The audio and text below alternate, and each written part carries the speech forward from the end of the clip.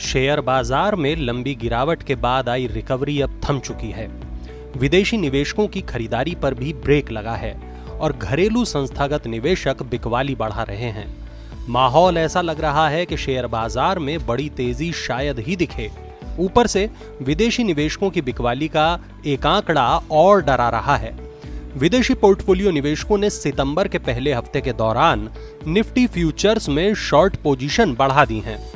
2 सितंबर को विदेशी पोर्टफोलियो निवेशकों की निफ्टी और बैंक निफ्टी में 85,000 कॉन्ट्रैक्ट की शॉर्ट पोजीशन देखी गई, जो मई के बाद तीसरी सबसे बड़ी शॉर्ट पोजीशन है।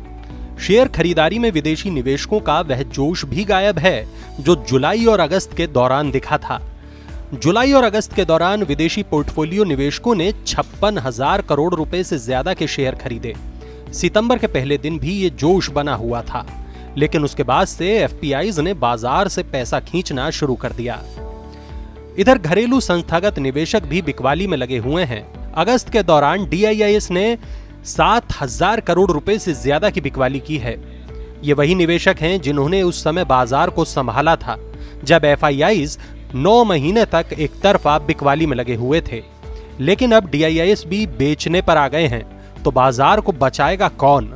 यही डर तो रिटेल निवेशकों को सता रहा है। हालांकि बाजार के जानकार मान रहे हैं डीआईआईएस की बिकवाली सिर्फ प्रॉफिट बुकिंग है और सही समय आने पर उनका निवेश फिर बढ़ जाएगा।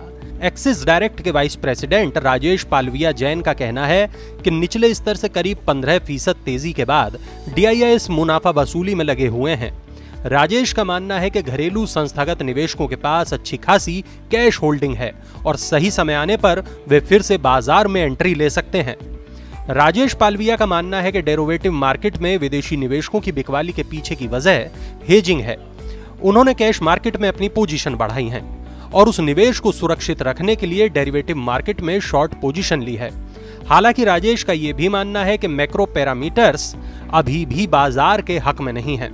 अमेरिकी डॉलर में तेजी बनी हुई है। यूएस का सेंट्रल बैंक अभी भी ब्याज दरें बढ़ाना चाहता है और वैश्विक स्तर पर मंदी की आशंका गहरा रही है। बाजार में अगर गिरावट नहीं भी आई तो इन तमाम वजहों से तेजी आना भी तो मुश्किल है। मनी 9 के लिए संदीप ग्रोवर की रिपोर्ट।